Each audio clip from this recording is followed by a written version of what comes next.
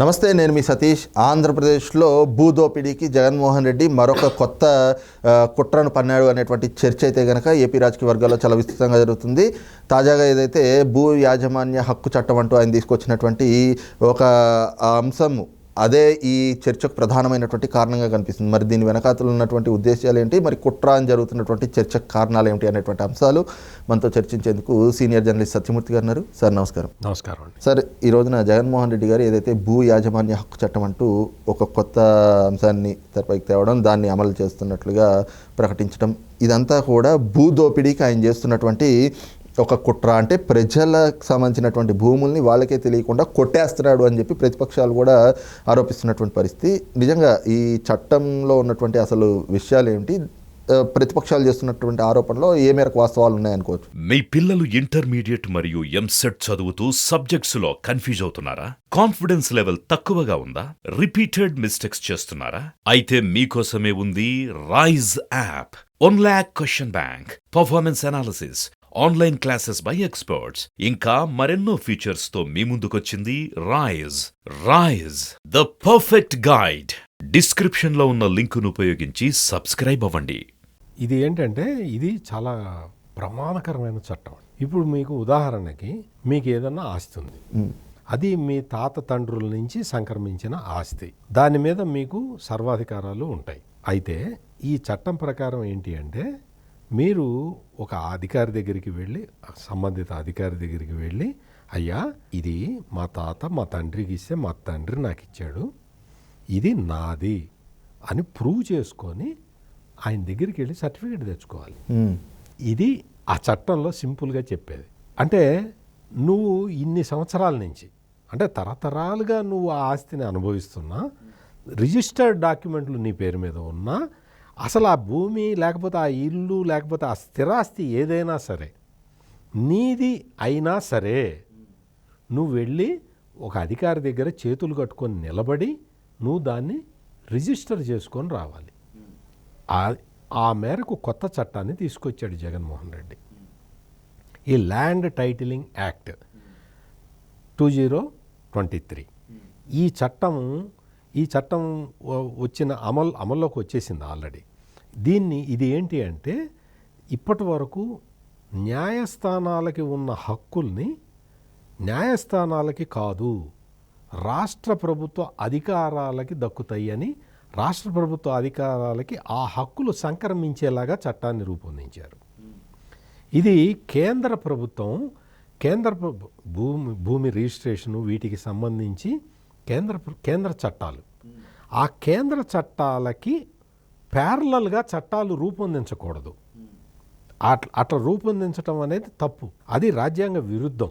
కానీ ఆంధ్రప్రదేశ్ ప్రభుత్వం ఏం చేసింది అంటే కేంద్ర ప్రభుత్వ చట్టాలకి సమాంతరంగా వేరే చట్టాలని రూపొందించింది.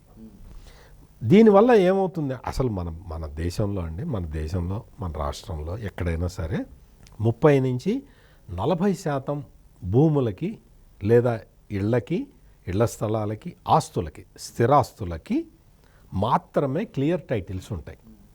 30 నుంచి 40%. మిగిలినవన్నీ కూడా కొన్ని ఏంటి అంటే తరతరాలుగా సంక్రమిస్తున్న ఆస్తి కాబట్టి దానికి సంబంధించి ఏదైనా క్రయ విక్రయాలు జరిగితేనే రిజిస్టర్ దగ్గరికి వెళ్ళటం, ఈ ల్యాండ్ నాది అని చెప్పుకోవటం జరుగుతుంది. లేకపోతే మీ తాత తండ్రుల నుంచి వచ్చింది మీ పిల్లలకి ఆటోమేటిక్గా సంక్రమిస్తుంది. ఇప్పుడు ఈ చట్టం ప్రకారం అలా సంక్రమించదు. మీరెళ్ళి ఆ అధికారి దగ్గర నమోదు చేసుకోవాలి, ఈ ఆస్తి నాది అని క్లెయిమ్ చేసుకోవాలి. ఇది ఇందులో ఉన్నది. ఇది ఏంటి అంటే కోర్టులకి ఉన్న హక్కుల్ని ఉల్లంఘిస్తున్నది. అంటే ఏదన్నా ఇప్పుడు అంటే ఒక ఉదాహరణకి అన్న తమ్ముడు ఆస్తి కోసం కొట్లాడుకున్నారు అనుకోండి, ఎక్కడికి వెళ్తారు? కోర్టుకి వెళ్తారు. కోర్టుకి వెళ్ళి ఇదిగో నా వాటా ఇంత రావాలి, ఇగో మా అన్నకి వాటా ఇంత పోవాలి అని ఏదో చెప్పుకుంటారు అక్కడ. దాని మీద కోర్టు విచారణ చేస్తుంది. నువ్వేంటి నీ సక్సెషన్ సర్టిఫికేట్ అడుగుతారు, ఫ్యామిలీ సర్టిఫికేట్ అడుగుతారు, మీరు ఇద్దరు వారసులేనా కాదా అని చూస్తారు. ఆ ల్యాండ్ ఎంత ఎక్స్టెంట్ ఉంది, ఎంత ఉంది, ఆ ల్యాండ్ మీకు ఎట్లా సంక్రమించింది, ఇవన్నీ కూడా చెప్తారు. అవన్నీ పరిశీలించిన తర్వాత న్యాయస్థానం జడ్జిమెంట్ ఇస్తుంది. ఆ జడ్జిమెంట్ ప్రకారం ఆస్తుని పంచుకుంటారు. ఇది జరుగుతుంది. ఇక్కడ ఏంటి అంటే ఈ ఆస్తి కోసం మీరు కోర్టుకు వెళ్ళాలన్నా కానీ అధికారి పర్మిషన్ తీసుకోవాలి. అంటే ఇటువంటివి చాలా ఉన్నాయి. 30 నుంచి 40% మాత్రమే క్లియర్ టైటిల్స్ ఉంటాయి. మిగిలినవన్నీ కూడా ఇట్లా న్యాయపరమైన డిస్ప్యూట్లో ఉన్నవి ప్లస్ రిజిస్టర్ కాని భూములు ఈవెన్ ఇటువంటివి ఉంటాయన్నమాట. ఈ మొత్తం ఇదంతా కూడా ఏంటి అంటే ఎక్కడ అనుమానం వస్తుంది, ఈ చట్టం మీద ఎక్కడ అనుమానం వస్తుంది అంటే నువ్వు న్యాయస్థానాలను కాదని ఒక అధికారిని పెడుతున్నావు. ఆ అధికారి ఎవరు? నీ ఎమ్మెల్యేనో నీ మంత్రో చెబితే వచ్చిన వ్యక్తి. నేనే ఉన్నానండి, నాకు ఒక 10 ఎకరాల పొలం ఉంది. నేను నా పిల్ల పెళ్లి చేసుకోవాలి, లేదు నా పిల్లాడి చదువు కోసం నేను 10 ఎకరాలు నేను అమ్మాలనుకుంటున్నాను అని బేరం పెడతావు. మామూలుగా అయితే ఏం చేస్తాము, ఆ ల్యాండ్ ఉన్నది, ఆ ల్యాండ్ అమ్మమని చెప్పి మన ఫ్రెండ్స్కి చెబుతాం, లేదా ఎవరికన్నా చెప్పి అమ్ముకుంటాం. అమ్ముకున్న తర్వాత నా డబ్బులు నాకు వస్తే నేను రిజిస్టర్ ఆఫీస్కి వెళ్ళి అతని పేరు మీద రిజిస్టర్ చేస్తాను. కానీ ఇక్కడ ఏంటి అంటే, అయ్యా నా కొడుకు చదువు కోసం నేను ఆ ల్యాండ్ అమ్ముకుంటున్నాను, లేదు నా కూతురు పెళ్లి కోసం నేను ఆ ల్యాండ్ అమ్ముకుంటున్నాను, దయచేసి నాకు అనుమతి ఇవ్వండి అని చెప్పి నా ఆస్తి నేను అమ్ముకోవటానికి నా అవసరం కోసం ఒక అధికారి దగ్గరికి వెళ్ళి చేతులు కట్టుకొని నిలబడి అతను అనుమతి ఇస్తే నేను అమ్ముకోవాలి. అతను అనుమతి ఇవ్వకపోతే నేను అమ్మటానికి వీల్లేదు. నేను పిల్లాడికి చదువు చెప్పించుకునే ఆస్కారం లేదు, నా పిల్లకి పెళ్లి చేసుకునే ఆస్కారం ఉండదు. ఇది కొత్త చట్టం. సార్, అంటే ఇది చూస్తూ ఉంటే తెలంగాణలో ఉదంతం గుర్తొస్తూ ఉంది. అక్కడ రేవంత్ రెడ్డి గారు కూడా గతంలో ఎన్నోసార్లు ఆరోపించారు. ఆయన ఇప్పుడు అధికారంలోకి వచ్చాక అది అక్కడ కేసీఆర్ గారు ధరణి పోర్టల్ అంటూ ఏదైతే పెట్టారో అందులో కూడా ఇంచుమించు దీనికంటే ఈ స్థాయిలో కాకపోయినా దీని తరహాలోనే భూములు కబ్జా జరిగినాయి, భూములన్నీ కూడా కొట్టేయబడ్డాయి అనేటువంటి ఎన్నో ఆరోపణలు ఎదురైనాయి. ఈ రోజున రేవంత్ రెడ్డి ముఖ్యమంత్రి అయిన తర్వాత ఆయన ప్రజా దర్బార్ పెడితే దాదాపు 95% ఫిర్యాదులన్నీ కూడా ఆ ధరణి పోర్టల్కి సంబంధించినటువంటి ఇష్యూసే. ఇప్పుడు అదే తరహాలో ఇక్కడ జగన్మోహన్ రెడ్డి గారు ఈ పథకాన్ని తెచ్చారనుకోవాలా? ధరణి కన్నా దారుణమైంది. ధరణిలో ఏం చేశారు అంటే, భూమి ఇప్పుడు సర్వే నెంబరు 22/1 అని ఉన్నదనుకోండి, అందులో ఒక 100 ఎకరం ఉందనుకోండి ఆ సర్వే నెంబర్లో. ఆ సర్వే నెంబర్ని 22/1లో 100 ఎకరం ఉంటే దాన్ని 22/1, 22/1A, 22/1B అని ఇట్లా మార్చేసి అందులో సగం ల్యాండ్ కొట్టేశారు. ఎవరికన్నా ఒక 11 ఎకరాలు ఉందనుకోండి, ఆ ధరణిలో దాన్ని 10 ఎకరాలు చేసి 1 ఎకరం కొట్టేశారు. ఇటువంటి అవకతవకలు జరిగినాయి ధరణిలో. ఇక్కడ ఏంటంటే అసలు నువ్వు ఏం చేయాలన్నా వాడి పర్మిషన్ తీసుకోవాలి. అంటే ధరణిలో నీకు తెలియకుండా ల్యాండ్ కొట్టేస్తారు.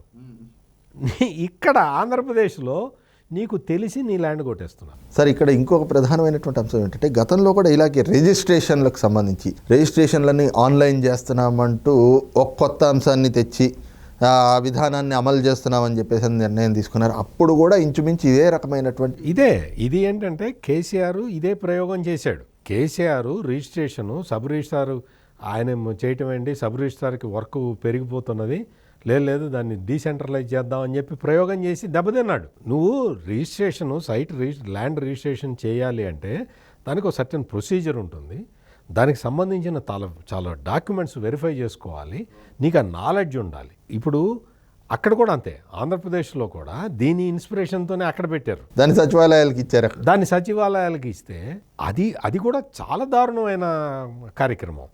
ఇప్పుడు వాటన్నిటినీ అంటే వీళ్ళ అవకతవకలన్నిటినీ కూడా వాళ్ళ గ్రిప్పులోకి మొత్తం తెచ్చుకొని ఆ ల్యాండ్ ఏదైనా ఒక ల్యాండ్ ఒకటి చేతిలో నుంచి ఇంకొకటి చేతిలోకి వెళ్ళాలి అంటే వైసీపీ నాయకుడి పర్మిషన్ లేకుండా, వైసీపీ నాయకుడు అంటే వైసీపీ నాయకుడి చేతుల్లో ఉన్న అధికారి అనుమతి లేకుండా జరగటానికి వీలు లేకుండా చట్టాన్ని తీసుకొచ్చారు. సార్, అంటే ఇక్కడ నేను అంటుంది ఏంటంటే, గతంలో తెచ్చినటువంటి రిజిస్ట్రేషన్ పద్ధతిని ఒకసారి చూస్తే రిజిస్ట్రేషన్లు చేయించుకున్నాక వాళ్ళ ఆస్తులకు సంబంధించినటువంటి పత్రాలు ప్రభుత్వం దగ్గర ఉంటే వీళ్ళకి జిరాక్సులు ఇస్తారు అట. ఇప్పుడేమో ఈ కొత్త చట్టం తీసుకొచ్చారంటే ఇదంతా కూడా మరి ఏంటి సార్, అంటే ఎటువైపుకి తీసుకెళ్తున్నారు అసలు ఒక పరిపాలనని అని అనుకోవాలి. ఇది మొత్తం కన్ఫ్యూజ్ చేసి మొత్తం ప్రజలకి వాళ్ళకి ల్యాండ్ మీద కానీ వాళ్ళ ఆస్తి మీద కానీ వాళ్ళకి ఏ విధమైన హక్కులు లేకుండా చేయటం. ఇప్పుడు ప్రజల ఆస్తితోటి చెలగాటం ఆడతాం. ప్రజల ఆస్తికి సంబంధించిన డాక్యుమెంట్లు నీ దగ్గర పెట్టుకో, ప్రజల ఆస్తి అమ్ముకోవాలంటే నీ పర్మిషన్ తీసుకోవాలని చెప్పటం, ఇవన్నీ కూడా అసలు ప్రజల ప్రైవేటు వ్యవహారాల్లో నేరుగా ప్రభుత్వం జోక్యం చేసుకోవటం. ఇది ప్రస్తుతం ఉన్న భారత రాజ్యాంగానికి విరుద్ధంగా జరుగుతున్న చర్యలు.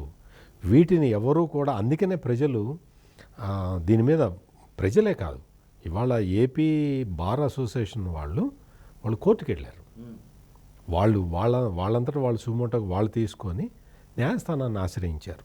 ఈ చట్టం రాజ్యాంగ విరుద్ధమైనదిగా డిక్లేర్ చేయండి అని చెప్పి వాళ్ళు న్యాయవాదులు కోర్టుకు వెళ్ళే పరిస్థితి ఆంధ్రప్రదేశ్ రాష్ట్రంలో వచ్చింది. రైట్, ఇది చూస్తున్నాం కదా. ముఖ్యంగా ఏదైతే పూర్తిగా రాష్ట్రంలో ఉన్నటువంటి భూములన్నీ కూడా తన ఆధీనంలోకి రావాలి, అవన్నీ కూడా తన చెప్పు చేతల్లో ఉండాలి, మొత్తం తన గుప్పిట్లో ఉండాలి అనేటువంటి ఒక దుర్బుద్ధితోటి ఈ రోజున ఒక బకాసురుడు మాదిరిగా జగన్మోహన్ రెడ్డి ఈ భూములన్నీ కూడా భోంచేసేటువంటి కార్యక్రమానికి తెరలేపారు. అందులో భాగంగానే ఈ విధానాన్ని, ఏదైతే భూ హక్కు చట్టం అంటూ ఒక కొత్త విధానాన్ని తెరపైకి తెచ్చారు. అయితే దీనిపైన ఈ రోజున ఏపీ బార్ అసోసియేషన్ కూడా న్యాయస్థానాలను ఆశ్రయించింది. కాబట్టి ఖచ్చితంగా న్యాయస్థానంలో మాత్రం ఏదైతే రాజ్యాంగానికి విరుద్ధంగా జగన్మోహన్ రెడ్డి తీసుకొచ్చినటువంటి ఈ చట్టానికి ఒక చంపపెట్టు లాంటి సమాధానం వచ్చేటువంటి అవకాశాలే కనిపిస్తూ ఉన్నాయి. కానీ ఈ అంశం ద్వారా మాత్రం జగన్మోహన్ రెడ్డి చేస్తున్నటువంటి అక్రమాలు ఏమిటి అన్నది కూడా ఒకసారి ప్రజలకి మరొకసారి నిరూపితమైంది అన్నటువంటి భావాన్ని సీనియర్ జర్నలిస్ట్ సత్యమూర్తి గారు వ్యక్తం చేస్తూ ఉన్నారు. Thank you sir. నమస్కారం.